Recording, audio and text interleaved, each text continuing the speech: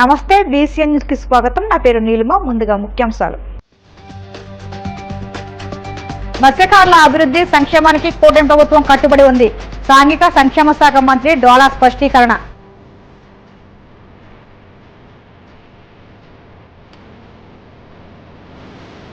రేపు ఆత్మకూరులో సీఎం చంద్రబాబు పర్యటన. అధికారులతో కలిసి ఏర్పాట్లను పరిశీలించిన కలెక్టర్ ఆనంద్.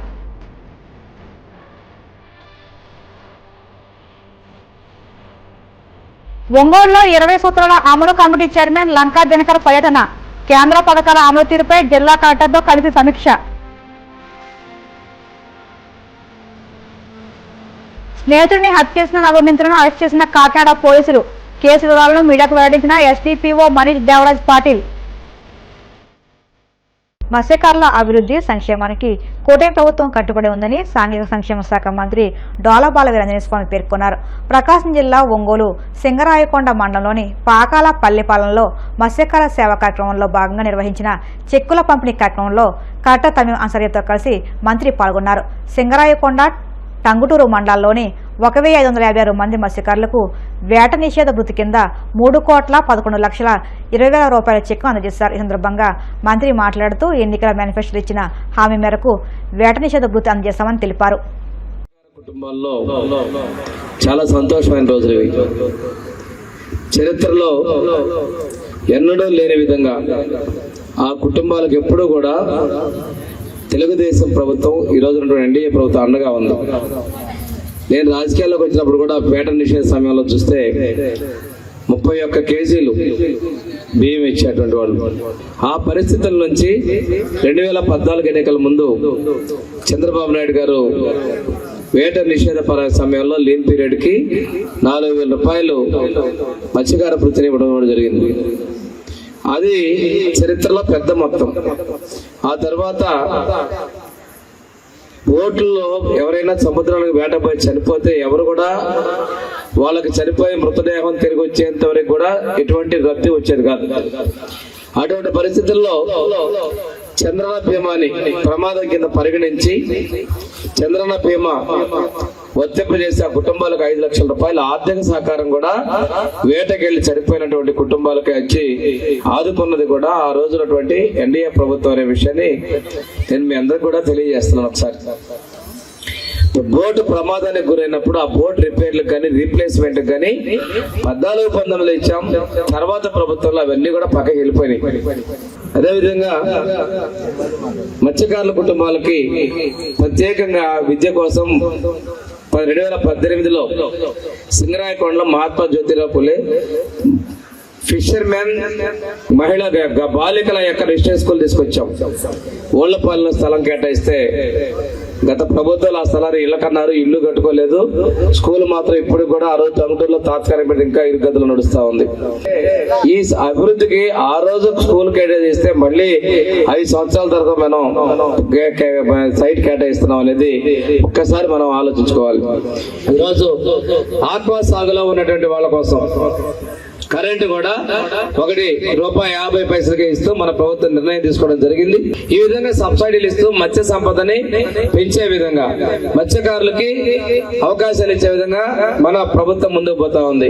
50 సంవత్సరాలకే మత్స్యకారులకి, ఎందుకంటే వేటకెళ్ళి ఆ ఉప్పుగాల్లో పోయి వలలు లాగి వెన్ను ఊగిపోతుందని చెప్పి 50 సంవత్సరాలకే మత్స్యకారులకి పెన్షన్లు ఇచ్చినటువంటిది కూడా మన ప్రభుత్వం అనే విషయాన్ని మీకు తెలియజేస్తాను. అది ఈ రోజు 4,000 రూపాయలు ఇస్తున్నారు. ఏప్రిల్ 26వ తేదీన మన రాష్ట్ర గౌరవ ముఖ్యమంత్రి గారు శ్రీకాకుళం జిల్లాలో మత్స్యకారుల సేవలు అనే కార్యక్రమాన్ని ప్రారంభించడం జరిగింది. వేట నిషేధకాల వృద్ధి పంపిణీ కార్యక్రమం మన రాష్ట్రంలోనే దాదాపు 1,29,178 లబ్ధిదారుల్ని గుర్తించి వారికి దాదాపు 258,35,35,00,000 రూపాయలు వారు ఖాతాకే నేరుగా జమ చేయడం జరిగింది. మన జిల్లాలో చూస్తే దాదాపు 5,501 లబ్ధిదారుని గుర్తించి వారికి దాదాపు 11,20,00,000 రూపాయలు వారి ఖాతాకే జమ చేయడం జరిగింది.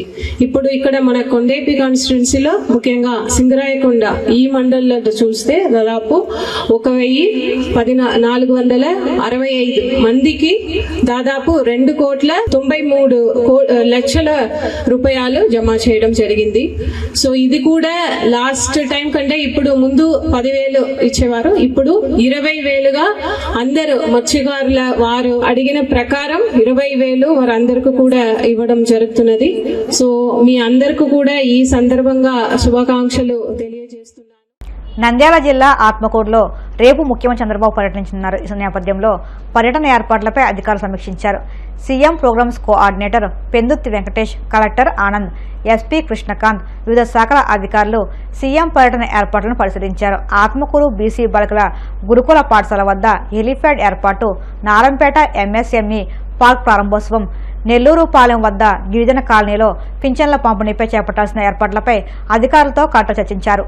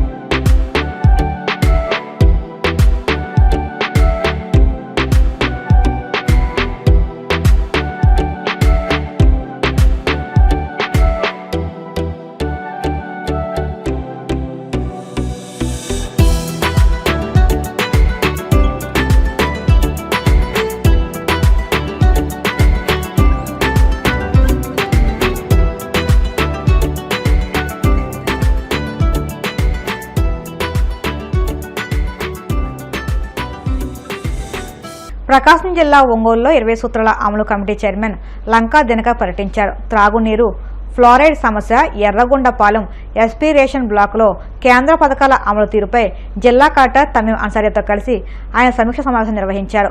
కేంద్ర ప్రాయోజిత పథకాలు, ప్రాజెక్టులు అమలుపై సమీక్షించారు. ప్రకాశం జిల్లాలో ఒకవైపు త్రాగు, సాగునీరు ఇబ్బందులుంటే పశ్చిమ ప్రకాశం జిల్లాలో ఫ్లోరైడ్ తీవ్రత ఎక్కువగా ఉందని, జిల్లాలో 729 పంచాయతీల్లోని 1,769 గ్రామాల్లో 1,009 గ్రామాలు ఫ్లోరైడ్ సమస్యతో ఉన్నాయన్నారు. ప్రస్తుతం ఫ్లోరైడ్ సమస్యను ఎదుర్కోవడానికి మొత్తం 27 గ్రామాల్లో సురక్షిత తాగునీటి సౌకర్యాన్ని ప్రభుత్వం కల్పిస్తుందని తెలిపారు.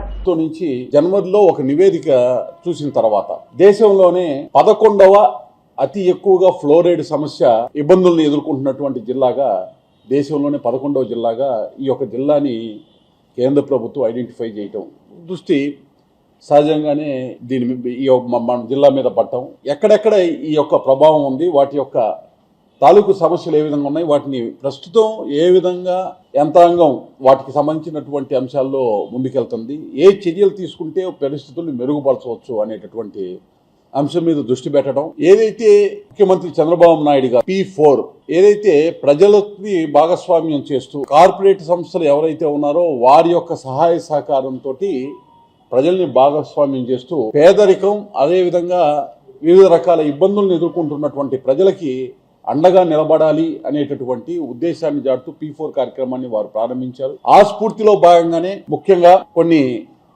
కంపెనీలని, అలాగే NGOల్ని, అదేవిధంగా ప్రభుత్వ రంగ సంస్థలకు సంబంధించిన వారి దగ్గర నుంచి కూడా హామీ తీసుకోవడం జరిగింది. ఏదైతే ఫ్లోరైడ్ సమస్యకి సంబంధించి ప్రకాశం జిల్లాలో ఒకవైపు త్రాగునీరు ఇబ్బందులుంటే, మరోవైపు ప్రకాశం జిల్లాలో ఫ్లోరైడ్ సమస్య అనేది కూడా ఒకటి తీవ్రంగా ఉంది. తాగునీరు, సాగునీరు సమస్య ఉంది, దానికి తోడు ఫ్లోరైడ్ సమస్య చాలా ఎక్కువగా ఉంది. జిల్లాలో మొత్తం 729 పంచాయతీల్లోని 1,769 గ్రామాలకు గాను 1,009 గ్రామాల్లో ఫ్లోరైడ్ సమస్య ఉంది.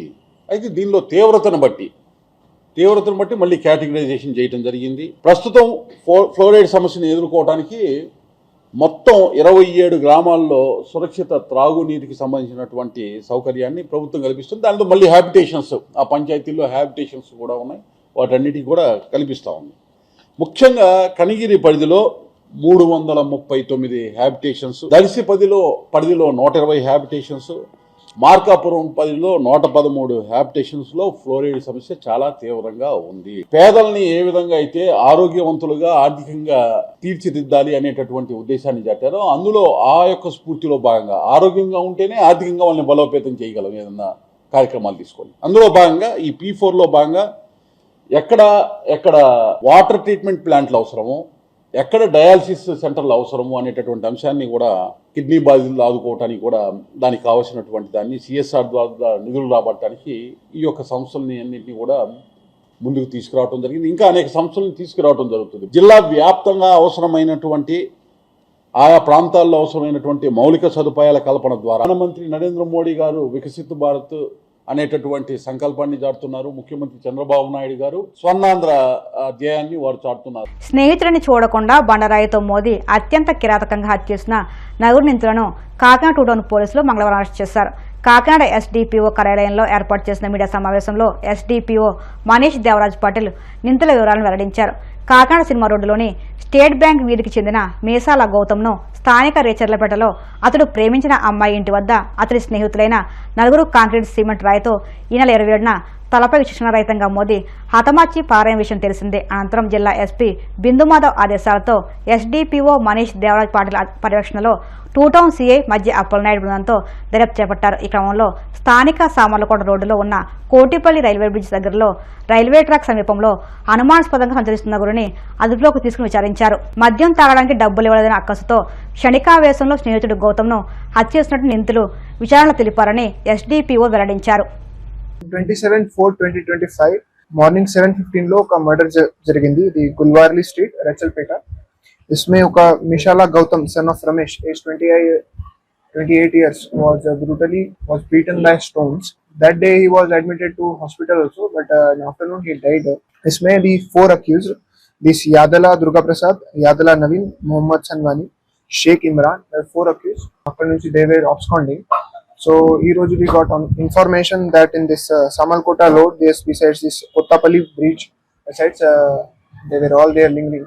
So we sent our team and we caught them under the guidance of our SP sir. Sai Garu done a wonderful work. Within a very short span of time, they have managed to apprehend these 4 accused. Other than that, it was a dispute. The money gurinchi, there was some dispute. They were asking money for this alcohol. ఇప్పుడు కాసేపు ప్రకటనలు.